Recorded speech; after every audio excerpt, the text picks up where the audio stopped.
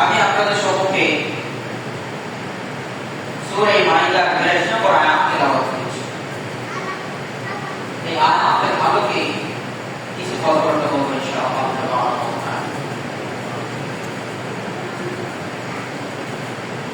মুসলমানদের এক নম্বর শত্রু হলো ইহুদিরা। কোরআনে কারীমে সূরাতুল মাইদা 42 নম্বর আয়াত।